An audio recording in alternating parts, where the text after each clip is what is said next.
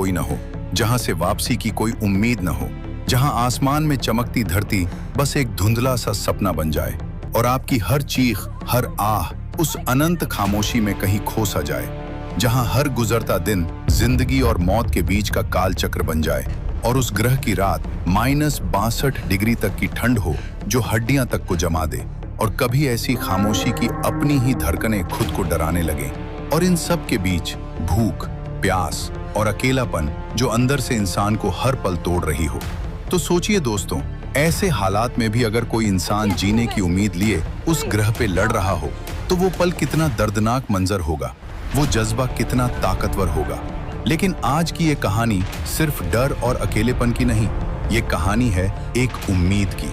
तो चलिए दोस्तों, आपको ले चलते हैं एक अनजाने रहस्यमयी ग्रह पर। साल था 1992 जब धरती से एक इंटरनेशनल स्पेस मिशन पर एस्ट्रोनॉट डॉक्टर एवा कार्टर गहरे अंतरिक्ष की ओर रवाना होती हैं। उनका मकसद था एक ऐसे स्पेसक्राफ्ट का पता लगाना जो आज से 28 दिन पहले रिसर्च मिशन पर अंतरिक्ष में गया था, लेकिन फिर कभी धरती पर वापस नहीं लौटा। वो मिशन अचानक धरती के सभी रडार से गायब हो चुका था। न कोई सिग्नल, न कोई इमरजेंसी, बस एक रहस्यमयी खामोशी। उस खोए हुए स्पेसक्राफ्ट में 2 अनुभवी एस्ट्रोनॉट सवार थे, डॉक्टर जूलिया और डॉक्टर स्टीफन। दोनों अपने क्षेत्र के बेहतरीन वैज्ञानिक थे, जिनका मकसद था गहरे अंतरिक्ष में मिल रहे अनजान सिग्नल्स की जांच करना। लेकिन 28वें दिन उनका संपर्क स्पेस सेंटर से अचानक टूट गया। धरती पर बैठे वैज्ञानिकों के लिए ये सिर्फ एक मिशन का फेल होना नहीं था, ये एक सवाल था, एक डर था और शायद एक चेतावनी भी।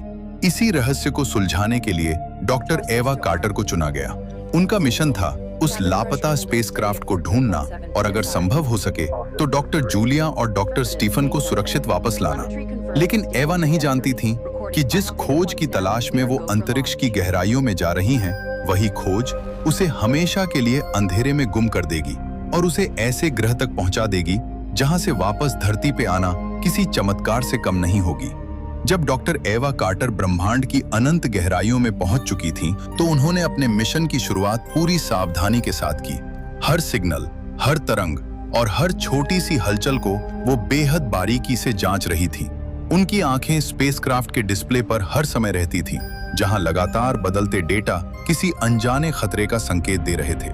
शुरुआत में सब कुछ सामान्य लग रहा था, लेकिन कुछ ही घंटों के बाद एक अजीब बात सामने आई।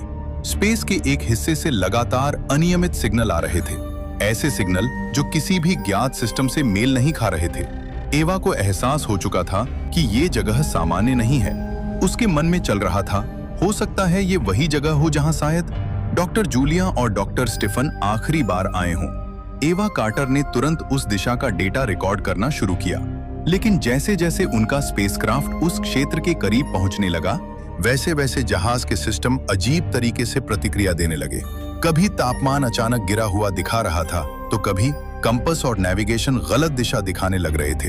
एवा के मन में हल्का हल्का डर चलने लगा था। फिर भी वो उस दिशा की ओर बढ़ती गई। तभी कम्युनिकेशन पैनल पर धरती से आती आवाज धीरे धीरे कमजोर होने लगी। एवा ने जल्दीबाजी में एक मैसेज भेजा स्पेस सेंटर को कि ये जगह कुछ ठीक नहीं लग रहा है, और उसके कुछ ही पलों बाद धरती से उसका संपर्क पूरी तरह से टूट गया। अब एवा कार्टर अनंत ब्रह्मांड के उस हिस्से में पहुंच चुकी थी जहां न कोई मदद थी, न कोई रास्ता और न ही लौटने की कोई उम्मीद। लेकिन उन्हें अभी भी अंदाजा नहीं था कि ये तो सिर्फ एक शुरुआत थी। असल सर्वाइवल की जंग तो अब शुरू होने वाला था। कुछ समय बाद डॉक्टर एवा कार्टर के स्पेसक्राफ्ट के सामने अचानक एक बहुत बड़ा रिंग जैसा घेरा दिखाई दिया। वो किसी सामान्य खगोलीय पिंड जैसा नहीं था, वो बिल्कुल ऐसा लग रहा था जैसे कोई ब्लैक होल हो और अंतरिक्ष को अपने भीतर खींच रहा हो। उस रिंग के चारों ओर रोशनी जल रही थी और छोटे छोटे एस्टेरॉयड तारे टूट टूट कर उसके अंदर जा रहे थे और पूरा अंतरिक्ष किसी अनजानी ताकत के कब्जे में था। एवा ने तुरंत स्पेसक्राफ्ट को कंट्रोल करने की कोशिश की, लेकिन अब उसके हाथों में कुछ नहीं था। इंजन जवाब नहीं दे रहा था, नेविगेशन बिल्कुल ठप पड़ चुका था और स्पेसक्राफ्ट धीरे धीरे उसी रिंग की ओर खींचाता चला जा रहा था। अब एवा समझ चुकी थी, शायद अब उसके हाथ में कुछ भी नहीं है। उसके दिमाग में सिर्फ एक ही ख्याल घूम रहा था, शायद यही मेरी जिंदगी का आखिरी पल है। और फिर जैसे ही स्पेसक्राफ्ट उस विशाल रिंग के अंदर गया, अचानक सब कुछ थम सा गया। न कोई आवाज, न कोई हलचल, न कोई रोशनी, बस कुछ पलों के लिए सिर्फ सन्नाटा। और जब उस रहस्यमयी होल के अंदर से स्पेसक्राफ्ट बाहर निकला तो एवा के सामने जो ग्रह था उसका जिक्र आज तक किसी भी किताब, किसी भी रिसर्च या किसी भी थ्योरी में नहीं था। उसके सामने एक ऐसा ग्रह था जिसे इंसान ने कभी खोजा ही नहीं था, या शायद जिसे खोजने वाला कभी वापस लौटा ही नहीं। एवा समझ चुकी थी वो अब किसी सामान्य ग्रह पे नहीं है।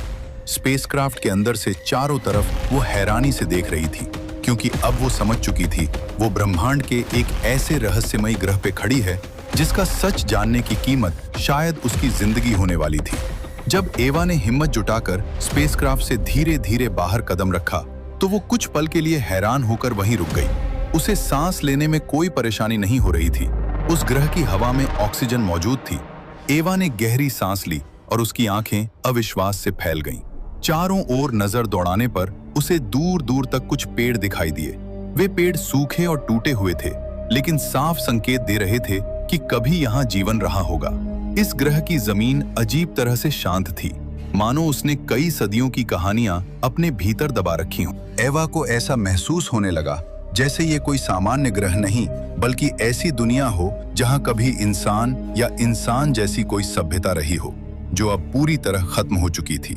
हवा में एक अजीब सी उदासी घुली हुई थी, मानो ये ग्रह अपने अतीत का बोझ आज भी ढो रहा हो। एवा उस अनजान ग्रह पर धीरे धीरे आगे बढ़ने लगी। वो जितना आगे जाती उतना ही ध्यान से हर छोटी बड़ी चीज को देखने लगी। जब उसकी नजर उन बिखरे हुए पेड़ों पर पड़ी तो उसके मन में एक बात साफ हो गई, अगर पेड़ हैं तो कहीं न कहीं पानी भी जरूर होगा। इस एहसास ने उसके भीतर एक छोटी सी उम्मीद जगा। जैसे जैसे वो आगे बढ़ी उसे गर्मी का एहसास कुछ ज्यादा ही होने लगा। हवा में एक अजीब सी तपिश थी जो धीरे धीरे उसकी सांसों को भारी करने लगी।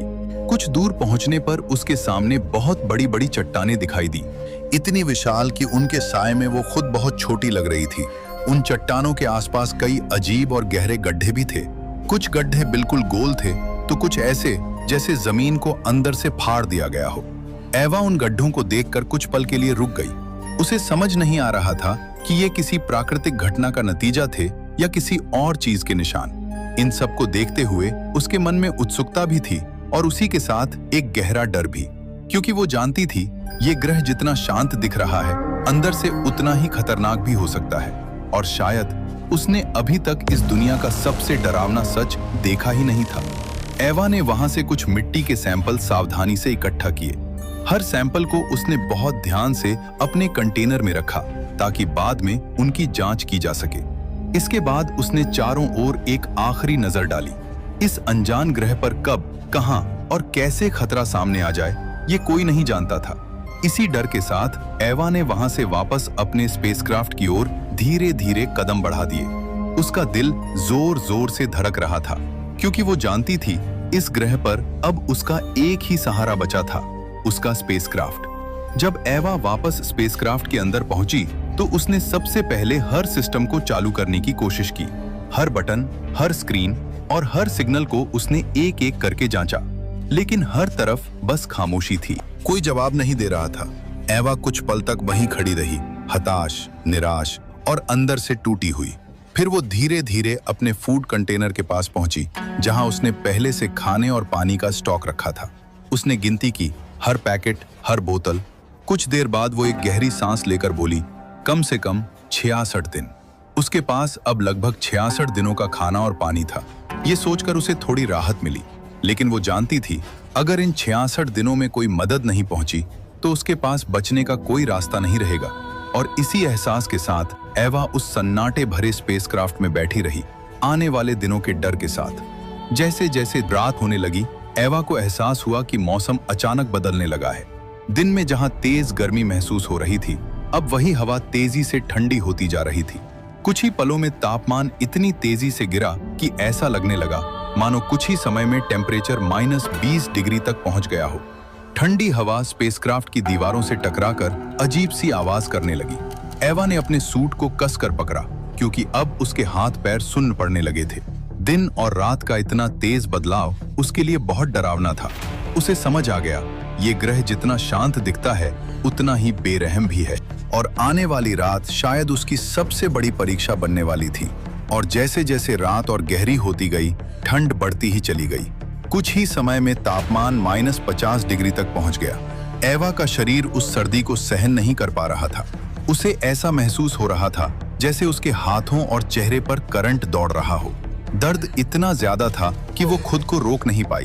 वो दर्द से रोने लगी और किसी तरह खुद को स्पेसक्राफ्ट के अंदर ठंड से बचाने की कोशिश करती रही। पूरी रात उसकी चीखें उस बंद जहाज में गूंजती रहीं। वो बार बार खुद से यही कहती रही, बस किसी तरह ये रात कट जाए।